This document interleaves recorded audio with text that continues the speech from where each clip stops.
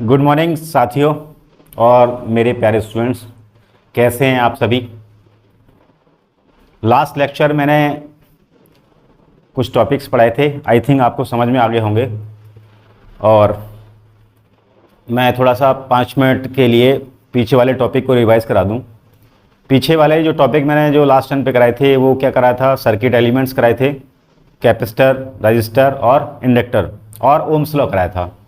ठीक है, तो जो ओम्स लॉ है वो तुम्हारी सारी बुक्स के लिए, सारा जो इलेक्ट्रिकल का जो सिलेबस है उसमें हर बुक में एप्लीकेबल है और उसको अच्छे से आप लोग तैयार कर लें। खासतौर से डिप्लोमा वाले और आईटीआई वाले भी अगर इस वीडियो को देखना चाहें तो आईटीआई वाले भी देख सकते हैं, क्योंकि उनका यूपीपीसीएल का जो एग्ज़ाम है टीजीटी 2 के लिए उनको यहाँ से बहुत ज़्यादा हेल्प मिलेगी। ठीक है, तो ओम्स लॉ क्या था थोड़ा सा रिवाइज कर देते हैं। रजिस्टर क्या था, इंडक्टर क्या था, कैपेसिटर क्या था। रजिस्टर एक ऐसा सर्किट एलिमेंट था जो करंट का अपोज करता था, मतलब किसी भी सर्किट में, किसी भी कंडक्टर में वो करंट का अपोज करता था। उसको कैपिटल आर और स्मॉल आर से रिप्रेजेंट करते थे और उसकी जो यूनिट थी वो थी ओम, और जो उसकी बड़ी यूनिट है वो है किलो ओम और मेगा ओम। दूसरा नेक्स्ट टॉपिक मैंने कराया था इंडक्टर, जिसको हिंदी में बोलते हैं प्रेरकत्व। ये क्या है, ये उस करंट का अपोज करता है जिस करंट के वैल्यू में, जिस करंट के मैग्नीट्यूड में चेंज होता है, मतलब ये चेंज इन करंट का अपोज करता है। इसको कैपिटल एल से रिप्रेजेंट करते हैं और इसकी जो यूनिट है वो हेनरी है। एक्चुअली में ये एक कॉइल है और ये अपने अंदर इलेक्ट्रोमैग्नेटिक एनर्जी को, इलेक्ट्रिकल एनर्जी को इलेक्ट्रोमैग्नेटिक फॉर्म में स्टोर करता है। दूसरा जो मैंने कराया था सर्किट एलिमेंट वो था कैपेसिटर, जिसको बोलते हैं हिंदी में संधारित्र। ये क्या है, ये इलेक्ट्रिकल एनर्जी को अपने अंदर स्टोर करता है और कह सकते हैं ये इलेक्ट्रिकल एनर्जी को और इलेक्ट्रिकल चार्ज को, मतलब वैद्युत आवेश को अपने अंदर संग्रहित करता है, स्टोर करता है। इसके अंदर 2 पैरेलल प्लेट होती हैं और बीच में एक इंसुलेटिंग मटेरियल भरा होता है जिसको हम बोलते हैं डाइलेक्ट्रिक। डाइलेक्ट्रिक कौन कौन से होते हैं, पेपर, माइका एटसेट्रा, ये क्या हैं, डाइलेक्ट्रिक्स। उसके बाद मैंने कराया था आपको ओम्स लॉ। अच्छा, ये जो तीनों एलिमेंट हैं, ये तीनों एलिमेंट ही हमारे इलेक्ट्रिकल में सबसे ज़्यादा यूज होते हैं। चाहे वो पावर सिस्टम ले लो, चाहे वो मशीन ले लो, चाहे TDEP, transmission and distribution of electrical power, और एक और सब्जेक्ट है पॉलिटेक्निक में EIM, electrical instrumentation and measurement. इन सब में और भी बहुत सारे सब्जेक्ट हैं, इन सब में हम आर, एल एंड सी, इनका जो यूज़ है वो सबसे ज़्यादा है। तो सबसे पहले हमें ये जानना जरूरी है कि आर, एल, सी होते क्या हैं और इनकी प्रॉपर्टीज़ क्या है, इनकी डेफिनेशंस क्या हैं और ये इनका काम क्या है। उसके बाद मैंने कराया था आपको ओम्स लॉ। ओम्स लॉ क्या है, ओम्स लॉ मैंने बताया था कि अगर भौतिक अवस्थाओं में कोई परिवर्तन ना किया जाए, भौतिक अवस्थाएं मतलब फिजिकल क्वांटिटी, जैसे टेम्परेचर है, एटमॉस्फेरिक प्रेशर है, मतलब तापमान, वायुमंडलीय दाब, इन सब में कोई चेंज ना किया जाए, ये जैसे हैं वैसे ही अगर रहेंगे, तो किसी चालक में से बहने वाली धारा विभवांतर के समानुपाती होती है। तो धारा जो है, धारा मतलब आई, समानुपाती है विभवांतर के, आई प्रोपोर्शनल टू वी। जब प्रोपोर्शनलिटी का साइन हटाएंगे तो एक टर्म आ जाता है जी, जी इंटू वी। मैंने बताया था जी को बोलते हैं हम कंडक्टेंस। ये क्या है, कंडक्टेंस। हिंदी में बोलते हैं इसको चालकता। और चालकता और कंडक्टेंस ये क्या है, ये रेजिस्टेंस का रेसिप्रोकल होता है। इसका काम क्या है, ये करंट को इजीली किसी भी कंडक्टर में फ्लो होने देता है। ठीक है, तो रजिस्टर और कैपेसिटर दोनों क्या हैं, एक दूसरे के रेसिप्रोकल हैं, कह सकते हो आप दुश्मन है एक दूसरे के। तो G इजकल टू 1/R, एक दूसरे के क्या है, ये रेसिप्रोकल। R बढ़ेगा तो G घटेगा और R घटेगा तो G बढ़ेगा। ठीक है, इसकी वैल्यू को मैंने पुट कर दिया यहाँ, तो I इजकल टू कितना आ गया, 1/R इंटू V। नीचे 1 मान लो और क्रॉस मल्टीप्लाई कर दो। V इजकल टू यहाँ से निकालें तो V इजकल टू आता था यहाँ से I इंटू R। इसमें एक क्वेश्चन ऑब्जेक्टिव में सबसे ज़्यादा पूछा जाता है कि ओम्स लॉ किस ग्राफ को फॉलो करता है। जैसे तुम्हारे ऑब्जेक्टिव में बहुत सारे क्वेश्चन दे देगा कि ओम्स लॉ इसको फॉलो करता है कि नहीं। बी ऑप्शन आ गया तुम्हारा इस तरीके से, सी ऑप्शन आ गया, इस तरीके से, और डी ऑप्शन आ गया इस तरीके से। तो बताइए इनमें से ये वी आई, वी और आई, ये वी और आई, ये बी और आई, इन बी और आई के बीच में ये ग्राफ है। तो ओम्स लॉ किसको फॉलो करता है? इसको, क्योंकि ओम्स लॉ क्या है, बी और आई के बीच में खींचा गया जो ग्राफ है वो कैसा होना चाहिए? लीनियर, स्ट्रेट लाइन होना चाहिए। ठीक है, वो ओम्स लॉ को फॉलो करता है। ये सारी चीज़ें मैंने कल आपको लास्ट लेक्चर में डिस्कस किया था। आज मैं ओम्स लॉ पे 2-3 क्वेश्चन हैं उनको डिस्कस करना चाहता हूँ, और हो सकता है ऑब्जेक्टिव में जो पॉलिटेक्निक वाले हैं और बीटेक वाले हैं उनको ऑब्जेक्टिव में वो क्वेश्चन पूछे जा सकते हैं। तो क्या क्वेश्चन है वो समझ लो।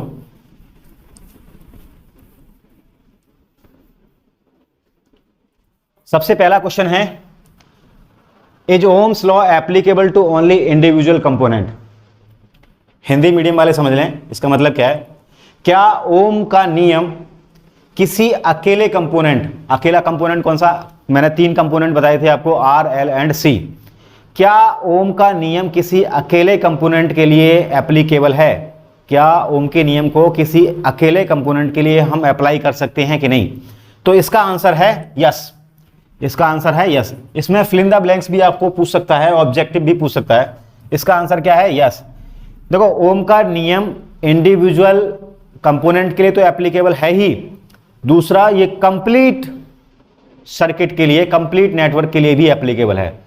कंप्लीट, लेकिन बशर्ते इसमें कंडीशन क्या है कि जो और अदर कंपोनेंट हैं वो क्या करना चाहिए, वो क्या होने चाहिए, वो लीनियर होने चाहिए, वो ओम्स लॉ को फॉलो करने चाहिए, या उन बी और आई के बीच में जो ग्राफ है वो कैसा होना चाहिए? लीनियर और स्ट्रेट लाइन।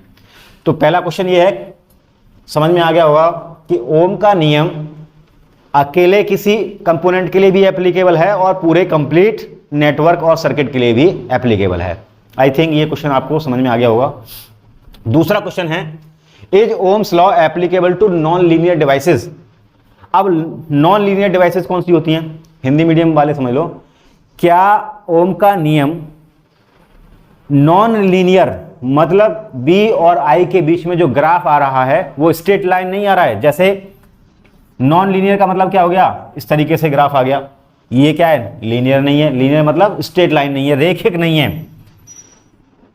ये इस तरीके से ग्राफ आ गया, ये इस तरीके से ग्राफ आ गया बी और आई के बीच में। तो ये तीनों जो ग्राफ हैं वो क्या है? लीनियर नहीं है, रैखिक नहीं है। लीनियर का मतलब हिंदी में बोलते हैं रैखिक। तो ओम का नियम केवल कहां एप्लीकेबल है? लीनियर डिवाइसेस के, लीनियर कंपोनेंट के लिए। तो इनमें से तीनों लीनियर नहीं है। लीनियर कौन सा है? बी और आई के बीच में खींचा गया वो ग्राफ जिस जो क्या है? स्ट्रेट लाइन आए, उसको बोलते हैं हम लीनियर एलिमेंट। तो लीनियर एलिमेंट कौन सा है हमारा? रजिस्टर क्या है हमारा? लीनियर एलिमेंट है। बी और आई के बीच में खींचा गया जो ग्राफ है, वी और आई के बीच में जो खींचा गया ग्राफ है वो क्या है? लीनियर। और ये किसकी वैल्यू होती है? आर की। ये क्या है? रेजिस्टेंस, प्रतिरोध। तो is Ohm's law applicable to non linear devices? अब नॉन लीनियर डिवाइसेस कौन कौन सी हैं? जैसे मैंने कोई सर्किट बना दिया, यहाँ हमारा ये वोल्टेज सोर्स है, यहाँ मैंने एक डायोड लगा दिया, और क्या लगा सकते हो आप, यहाँ पर मैंने ट्रांजिस्टर लगा दिया एक, ये डायोड है और ये ट्रांजिस्टर है। तो ये डायोड और जो ट्रांजिस्टर है ये कौन सी डिवाइसेस हैं? नॉन लीनियर डिवाइसेस, अरैखिक। इनको क्या बोलते हैं? अरैखिक। तो ओम का नियम इन नॉन लीनियर डिवाइसेस के लिए एप्लीकेबल नहीं है। तो इस क्वेश्चन का जो आंसर हुआ वो क्या हुआ? नो। मतलब ओम का नियम नॉन लीनियर डिवाइसेस के लिए एप्लीकेबल नहीं है। आपको क्या लिखना है इसमें? नो। अगला क्वेश्चन है, we can we Ohm's law for AC circuit? Can we use Ohm's law, sorry यहां लिख लेना, can we use Ohm's law for AC circuit? Hindi medium वाले समझ लो, क्या ओम का नियम एसी सर्किट के लिए यूजफुल है? क्या हम ओम के नियम को एसी सर्किट में यूज कर सकते हैं? तो इसका आंसर है यस। हम ओम के नियम को एसी सर्किट में यूज कर सकते हैं, बशर्ते कंडीशन ये है कि जो हम एलिमेंट्स वहां यूज कर रहे हैं, जिस सर्किट में हम ओम का नियम अप्लाई कर रहे हैं, उस सर्किट में जो एलिमेंट लग रहे हैं वो कैसे होने चाहिए? लीनियर। अगर नॉन लीनियर एलिमेंट अगर लग रहे हैं और एसी सर्किट है तो वहाँ पर ओम का नियम एप्लीकेबल नहीं होगा। जैसे मैंने कोई एसी सप्लाई लगा दी यहाँ और दोबारा से वही कनेक्ट कर दिया, डायोड कनेक्ट कर दिया और ट्रांजिस्टर कनेक्ट कर दिया, और मैंने कहा कि ओम का नियम इस पर लगाइए। ये एसी सप्लाई लगाई है और ये दोनों एलिमेंट कैसे हैं, नॉन लीनियर, तो यहाँ ओम का नियम एप्लीकेबल नहीं होगा। ठीक है, तो इसका आंसर मैं समझता हूँ समझ में आ गया होगा। We can use Ohm's law for AC circuit, तो आंसर क्या है, यस। ठीक है, ये आपको समझ में आ गया होगा ये तीनों क्वेश्चन। अगला टॉपिक है, छोटा सा है, ऑब्जेक्टिव में पूछ जाता है 1 एम्पियर।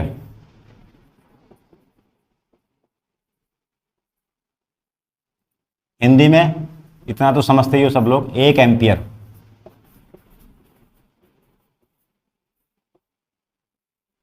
तो इसको एक एग्जांपल से समझेंगे, मैं फिगर बना के समझाता हूं आपको।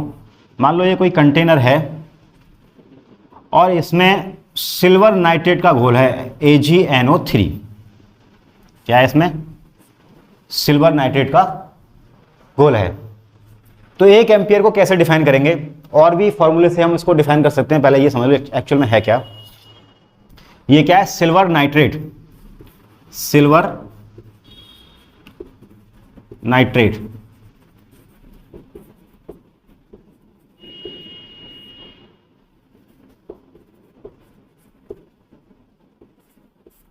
ये सिल्वर नाइट्रेट का क्या है, घोल। तो देखो 1 एम्पियर को कैसे डिफाइन करेंगे, विद्युत की वह मात्रा, ये विद्युत की वह क्वांटिटी जो इस AgNO3 के घोल में से प्रवाहित करने, 1 सेकंड में इसमें से प्रवाहित करने पर इसके कैथोड पे, यहां पे क्या है, मान लो इसमें कैथोड है और एनोड है। क्या है इसमें, घोल में क्या लगा हुआ है, एक कैथोड है, कैथोड, और दूसरा क्या है, एनोड। तो विद्युत की वह मात्रा AgNO, विद्युत की कोई एक वैल्यू है और उसको हम AgNO3 के घोल में से क्या करा रहे हैं, प्रवाहित करा रहे हैं, फ्लो करा रहे हैं। कितने सेकंड में, 1 सेकंड में। तो इस कैथोड पे जो चांदी है, वो सिल्वर जो है, वो कितनी जमा हो जानी चाहिए, 0.001188। इस AgNO3 के घोल में से विद्युत की कोई क्वांटिटी, कोई वैल्यू को हम फ्लो करा रहे हैं 1 सेकंड के लिए। तो इस कैथोड पे इतनी चांदी अगर जमा हो जाएगी तो वो 1 एम्पियर के बराबर होगी। समझ में आया, समझ में आया, दोबारा समझ लो। देखो ये AgNO3 का घोल है, सिल्वर नाइट्रेट का घोल है, और इस घोल में से, इस मिश्रण में, इस घोल में से हम क्या करें, इलेक्ट्रिसिटी की किसी वैल्यू को, विद्युत की किसी मात्रा को इसमें से हम फ्लो करा रहे हैं 1 सेकंड के लिए।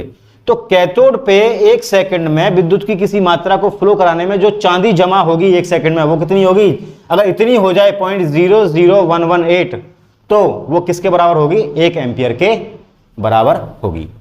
आई थिंक सबके समझ में आ गया होगा ये 1 एम्पियर क्या होता है, ये समझ में आ गया होगा सबके 1 एम्पियर क्या होता है।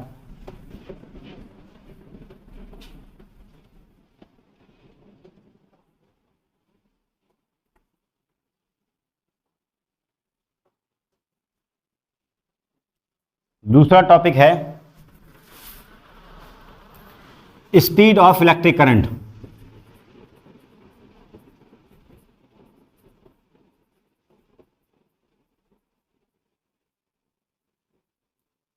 ये छोटे छोटे क्वेश्चन यूपीपीसीएल वगैरह जो आपके एग्जाम हैं उनमें पूछा जाता है कि स्पीड ऑफ इलेक्ट्रिक करंट, विद्युत धारा की गति, हिंदी में बोलते हैं इसको विद्युत धारा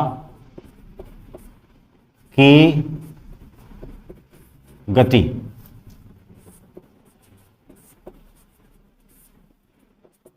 ये क्या है, देखो जो इलेक्ट्रिक करंट की जो स्पीड है वो वही है जो प्रकाश की होती है। जो सनलाइट हमारी ज़मीन पे आती है, सूरज से, सन से नीचे अर्थ तक जो आती है, उसमें उसकी जो स्पीड है, उसी स्पीड से हमारा जो करंट है वो फ्लो होता है। तो क्या है, प्रकाश की जो चाल होती है वो कितनी होती है, speed of light, speed of light वो कितनी होती है, 3 × 10⁸ मीटर पर सेकेंड, स्पीड ऑफ लाइट। तो स्पीड ऑफ इलेक्ट्रिक करंट कितनी हो जाएगी, वही होती है जो लाइट की स्पीड है। तो स्पीड ऑफ इलेक्ट्रिक करंट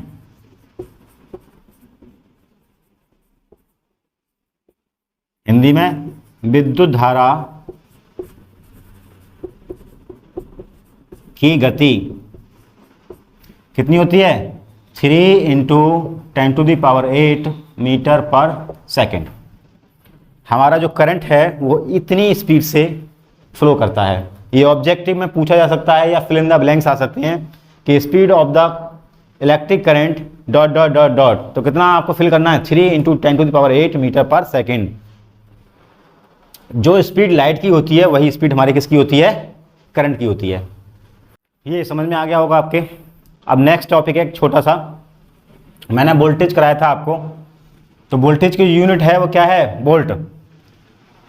तो तुमसे ये पूछा जा सकता है कि 1 वोल्ट,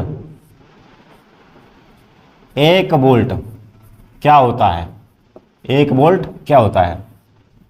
देखो ये कोई कंडक्टर है, मैंने बताया था कंडक्टर मतलब चालक। ये क्या है, चालक, हिंदी में इसको चालक बोलते हैं, इंग्लिश में इसको क्या बोलते हैं, कंडक्टर। और इसका जो रेजिस्टेंस है वो कितना है, 1 ओम। कितना है इसका रेजिस्टेंस, ये कंडक्टर है, इस कंडक्टर का जो रेजिस्टेंस है वो कितना है, 1 ओम। तो 1 वोल्ट को कैसे डिफाइन करोगे कि विद्युत वाहक बल का वह मान जो 1 ओम 1 ओम कंडक्टर, जो 1 ओम चालक के 1 ओम चालक में से 1 एम्पियर, कितना 1 एम्पियर करंट फ्लो हो जाए, 1 एम्पियर 1 ओम वाले चालक में से अगर 1 एम्पियर करंट फ्लो हो जाए तो उसको हम क्या बोलते हैं, 1 वोल्ट। वो किसके बराबर होता है, 1 वोल्ट। दोबारा समझ लो, विद्युत वाहक बल का वह मान, विद्युत वाहक बल मतलब EMF, electric motive force, EMF की वो वैल्यू, विद्युत वाहक बल का वह मान जो 1 ओम प्रतिरोध वाले चालक में से 1 एम्पियर करंट फ्लो करा दे, वो किसके बराबर होगा, 1 वोल्ट के बराबर। समझ में आया ये आपको। कुछ हिंदी मीडियम वालों को अगर प्रॉब्लम हो रही हो तो मैं दोबारा से इसको रिपीट कर देता हूं। देखो सिंपल है, ईएमएफ विद्युत वाहक बल का वह मान जो 1 ओम प्रतिरोध वाले चालक में से 1 एम्पियर धारा प्रवाहित करा सके, वो किसके बराबर होगा, 1 वोल्ट के बराबर होगा। ठीक है, समझ में आया 1 वोल्ट के बराबर। 1 वोल्ट क्या है, 1 ओम प्रतिरोध वाले चालक में से अगर 1 एम्पियर करंट फ्लो करा सके, कौन करा सके, ईएमएफ, उसको हम क्या बोलते हैं, 1 वोल्ट बोलते हैं। ठीक है, 1 वोल्ट की डेफिनेशन आपको समझ में आ गई होगी। छोटा सा है लेकिन ये पूछा जाता है ऑब्जेक्टिव में और फिल इन द ब्लैंक्स में। नेक्स्ट टॉपिक है हमारा पोटेंशियल डिफरेंस।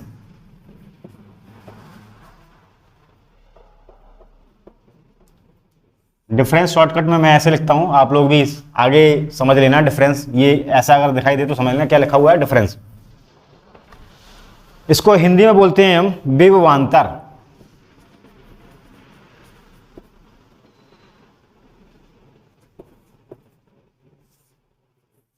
विभवांतर क्या है, तो नाम से पता चल रहा है विभवांतर।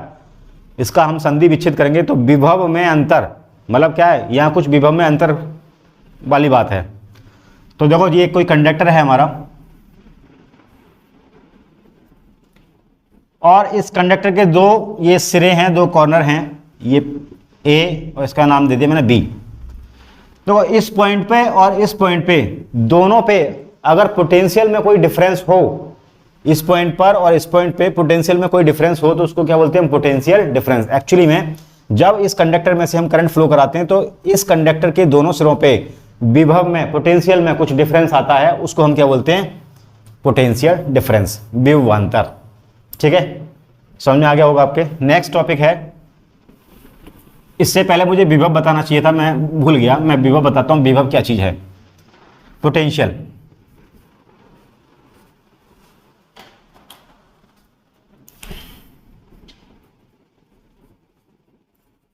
विभव इंग्लिश में बोलते हैं इसको पोटेंशियल। ये क्या है, देखो ये हमने कोई एक पॉइंट ले लिया, कोई एक बिंदु ले लिया, ये कोई बिंदु है, पॉइंट है। ये छोटी छोटी डेफिनेशंस हैं, वोल्टेज क्या है, ईएमएफ क्या है और पोटेंशियल डिफरेंस क्या है, इन सब में डिफरेंस क्या है, इस चीज को आप लोग समझ लो यहीं। तो विभव क्या है ये समझो कि कोई पॉइंट कहीं इन्फिनिटी से किसी 1 कूलाम चार्ज को, किसी 1 कूलाम चार्ज को इन्फिनिटी से किसी पॉइंट तक लाने में जितना वर्क डन करना पड़ता है, ऐसे समझ लो अनंत, मतलब इन्फिनिटी हमें पता नहीं कहां, अनंत कोई उसकी सीमा नहीं है। अनंत से किसी इकाई आवेश को किसी बिंदु तक लाने में जितना कार्य करना पड़ता है उसको हम क्या बोलते हैं, विभव, पोटेंशियल। समझ में आया।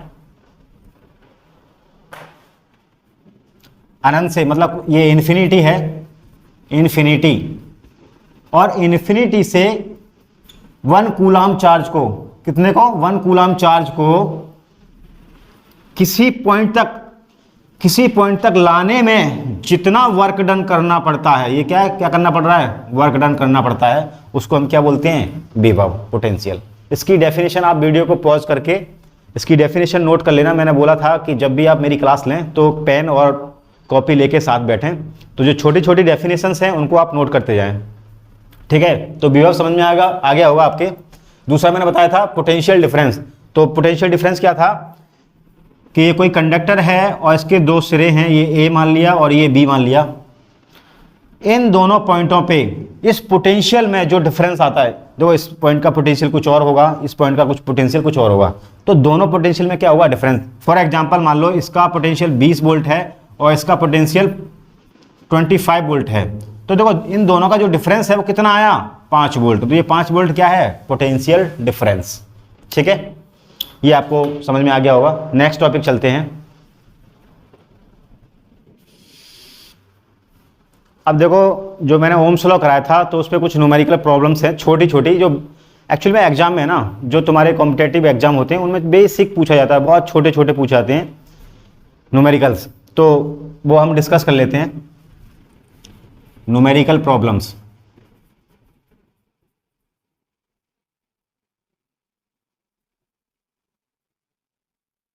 और अभी तुम्हारे जो पॉलिटेक्निक के जो एग्ज़ाम होने वाले हैं और जो बीटेक वालों के एग्ज़ाम होने वाले हैं, BTech first year basic electrical, तो वो जो एग्ज़ाम होंगे वो ऑब्जेक्टिव होंगे और उनमें ये छोटे छोटे क्वेश्चन आपसे पूछे जाएंगे। जैसे मान लो पहला क्वेश्चन मैं बताता हूं कि कोई एक कंडक्टर है, ये क्या है, कोई एक कंडक्टर है और इसका जो रेजिस्टेंस है वो कितना है, 25 ओम। कितना है, 25 ओम इसका रेजिस्टेंस है और इसमें से 2.5 एम्पियर की करंट फ्लो कराई जा रही है। मतलब ये क्या है, ऐसे मान लो आप ये एक वायर है, वायर समझते हो, आपके घरों में जो वायर यूज़ करते हो, पंखे कूलर वगैरह वगैरह जो आप लोग चलाते हो, वो क्या है, कंडक्टर, उसको क्या बोलते हैं, कंडक्टर, चालक। इलेक्ट्रिकल लैंग्वेज में हम क्या बोलते हैं उसको, चालक, और व्यवहारिक लैंग्वेज में हम क्या बोलते हैं उसको, वायर, तार। अब इस तार का जो प्रतिरोध है वो कितना है, 25 ओम, और इस तार में से 2.5 एम्पियर की करंट हम फ्लो करा रहे हैं। क्वेश्चन में ये पूछा गया है कि बताइए इस पर कितना वोल्टेज अप्लाई किया गया है। तो अकॉर्डिंग टू, देखो सबसे पहले लिखो गिवन दैट, क्या क्या दे रखा है आपको, आर इजकल टू दे रखा है 25 ओम और आई इजकल टू दे रखा है 2.5 एम्पियर। तो अकॉर्डिंग टू ओम्स लॉ क्या कहता है Ohm's law? V is equal to I into R. I की वैल्यू कितनी है आपकी 2.5 इंटू आर कितना है 25। यहाँ से ये पॉइंट हटाएंगे तो नीचे 10 आ जाएगा। 25 इंटू 25 डिवाइड बाई 10 करेंगे, कितना आएगा 25 इंटू 25 625 अपॉन 10, ये कितना आ गया 62.5। ठीक है, में आया, ये छोटा सा क्वेश्चन है। आगे चलते हैं, एक और न्यूमेरिकल कराते हैं।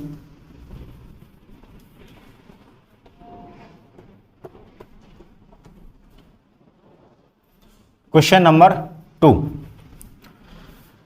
आपसे किसी ने पूछ लिया कि आपके घर में एक हीटर लगा हुआ है। क्या लगा हुआ है? एक हीटर लगा हुआ है। ये हीटर है, कुछ मैंने रफली बना दिया है। और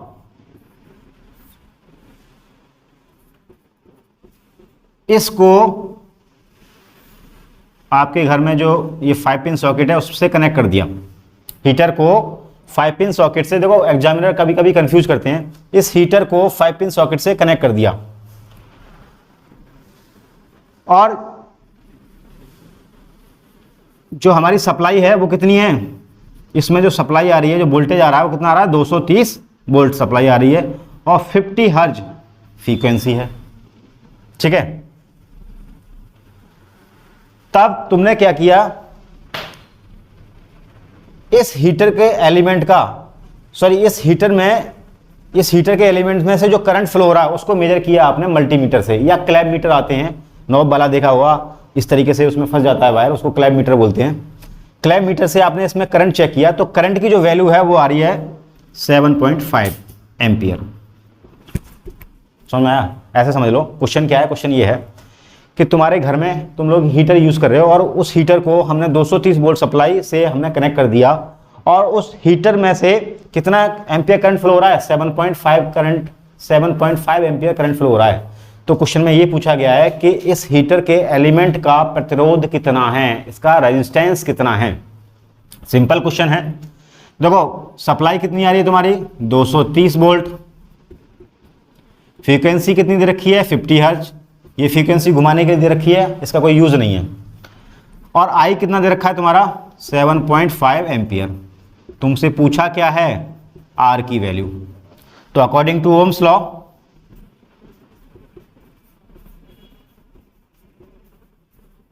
ओम्स लॉ क्या कहता है V is equal to I into R. यहां हमें निकालना क्या है आर। तो आर जब निकालेंगे तो आई को इसके नीचे लेके जा सकते हैं। आई क्या होगा जब हम दूसरी तरफ लेके जाते हैं तो क्या हो जाता है बट्टे में आता है, डिवाइड में आता है। R is equal to V upon I. देखो मेरे थोड़ा सा लेवल डाउन करके इसलिए चल रहा हूँ क्योंकि जो पॉलिटेक्निक और ITI वाले जो स्टूडेंट हैं वो इतना नहीं समझ पाते हैं क्योंकि वो हाई स्कूल के बाद आए हैं, कुछ कैसे करके आए पता नहीं। तो बेसिक से जो नहीं पढ़े हैं वो बेसिक से समझ लो कि एक क्वांटिटी को दूसरी तरफ इक्वल टू को इधर लेके जाते हैं तो वो किस में आती है डिवाइड में आती है। तो V R is equal to V upon I. V की वैल्यू कितनी है यहाँ पर 230 वोल्ट और आई कितना है यहाँ पर 7.5। यहाँ से इसको हटाएंगे पॉइंट को तो ऊपर कितना हो जाएगा 10। तो आर की वैल्यू कितनी आ गई 2300/75। इसको आप सॉल्व कर लेना, ये कितना आ गया ओम। इस टाइप के क्वेश्चन आपसे पूछे जाएंगे, छोटे छोटे क्वेश्चन पूछे जाते हैं ऑब्जेक्टिव में जिसको सॉल्व करने के लिए ज़्यादा टाइम ना लगे। एक 30 सेकंड या 40 सेकंड में क्वेश्चन सॉल्व हो जाते हैं, बहुत सिंपल सिंपल क्वेश्चन, लेकिन घुमाएगा एग्जामिनर ज़्यादा। दुनिया भर की रामकथा बताएगा क्वेश्चन में कि एक हीटर है उसको आपने प्लग में लगाया, उसमें हमने 230 वोल्टेज सप्लाई दी और उसमें क्लैम्प मीटर से हमने उसको चेक किया तो उसमें 7.5 एम्पियर की करंट फ्लो हुई। तो बताइए उस हीटर के एलिमेंट का प्रतिरोध कितना है। क्वांटिटी दो हैं, सिंपल ओम्स लॉ अप्लाई करना है, V equal to I into R. हमें क्या क्या दे रखा है, V दे रखा है, I दे रखा है, इस F का फ्रीक्वेंसी का कोई यूज नहीं है न्यूमेरिकल को सॉल्व करने के लिए। तो R इक्वल टू कितना आ गया V अपॉन आई। इसको हमने वोल्टेज की वैल्यू रख दी 230 वोल्ट अपॉन करंट की वैल्यू कितनी आ रही है 7.5। सॉल्व किया कितना आ गया 2300/75। इसको आप लोग सॉल्व कर सकते हो, ये मेरा काम बताने का नहीं है, इतना तो आप लोग कर ही सकते हो। ठीक है, चलो आगे चलते हैं नेक्स्ट न्यूमेरिकल के लिए। समझ में आया सबके? नेक्स्ट एक और क्वेश्चन कर लेते हैं। तो ऐसे ही छोटे छोटे क्वेश्चन आपसे पूछे जाएंगे, घुमाते हैं ये लोग एग्जामिनर, तो आप लोगों को घूमना नहीं है, सिंपल है। देखो अगला क्वेश्चन है क्वेश्चन नंबर 3। आप किसी बच्चे के लिए अपने घर में खिलौना लेके आए मार्केट से। क्या लेके आए? खिलौना। और उस खिलौना में जो बैटरी लगी हुई है, खिलौना कौन सा है? जैसे मान लो आप कार लेके आए, सिंपली क्या लेके आए? कार। और उस कार में क्या लगी हुई है? रिमोट वाली कार लेके आए, और उस कार में क्या लगा हुआ है? एक मोटर लगी हुई है। और उस मोटर को चलाने के लिए उसमें जो हमने बैटरी यूज की है, वो बैटरी कितने की है? ये कोई खिलौना है, कार मेरे से बनानी नहीं आएगी, आप लोग देख लेना ऐसे। ये कार है रिमोट वाली, ठीक है। और इस कार में जो हमने बैटरी लगाई है, जो बैटरी लगाई है वो कितने वोल्ट की है? 12 वोल्ट की बैटरी है। कितनी वोल्ट की बैटरी है इसमें? ये 12 वोल्ट की बैटरी है। अब इसमें देखो एक मोटर भी लगी हुई होगी जो इसको घुमा रही होगी, इसको चला रही होगी। इस मोटर का जो इस मोटर की जो कॉइल है उसका जो प्रतिरोध है वो कितना है? 6 ओम। इस मोटर का प्रतिरोध कितना है? 6 ओम है, और ये इसमें 12 वोल्ट की बैटरी लगी हुई है। तो क्वेश्चन में ये पूछा गया है कि ये जो मोटर है वो कितना करंट ले रही होगी। क्वेश्चन समझ में आया? मार्केट से खिलौना लेके आए, एक कार लेके आए, और उस कार में एक बैटरी लगी हुई है, और उस बैटरी जो बैटरी है वो कितने वोल्ट की है? 12 वोल्ट की है। और इसमें एक मोटर लगी हुई है, और उस मोटर में जो कॉइल है, मोटर के अंदर क्या होती है? कॉइल्स। और कॉइल का जो प्रतिरोध है, जो रेजिस्टेंस है वो कितना है? 6 ओम। तो बताइए ये मोटर कितना एम्पियर करंट ले रही होगी? क्या क्या गिवन दैट? सबसे पहले वही लिखो, गिवन दैट। क्या क्या दे रखा है? V इक्वल टू दे रखा है 12 वोल्ट। R दे रखा है कितना? 6 ओम। पूछा क्या है हमसे? I। तो वही अकॉर्डिंग टू ओम्स लॉ। ऐसे मत घबराना एग्जाम में कि ये खिलौना आ गया, पता नहीं गाड़ी की बात की जा रही है, 12 वोल्ट की बैटरी ले ली, इसमें मोटर भी आ गई, सर ने तो ऐसा बताया नहीं था, है ना। ओम्स लॉ से सॉल्व हो जाते हैं ये क्वेश्चन, सिंपल क्वेश्चन है। तो क्या कहता है Ohm's law? V equal to I into R. निकालना क्या है हमें? I। तो R को क्या कर देंगे? इसके नीचे लेके जाएंगे, तो I इक्वल टू कितना आ गया? V upon R. V की वैल्यू कितनी है? 12 वोल्ट अपॉन R की वैल्यू कितनी है? 6। इससे कितने टाइम जाएगा? 2। तो जो मोटर लेगी कितना करंट लेगी? 2 एम्पियर। समझ में आया? तो आज के लिए हम अपनी क्लास को यहीं एंड करते हैं। जिस किसी स्टूडेंट्स को कोई प्रॉब्लम है तो वो कमेंट करके हमें बताएं, और कोशिश करें ज़्यादातर जो आपके जो दोस्त हैं, मित्र हैं, उनको ये वीडियो शेयर करें, कम से कम उनको भी ये कंटेंट सीखने को मिल जाएंगे। क्योंकि अभी इसी कोरोना काल में कोई क्लासेस तो नहीं चल रही हैं। आप लोग घर रहें, सेफ रहें, अपनी और अपने परिवार वालों की सेफ्टी रखें। Thank you. ओके।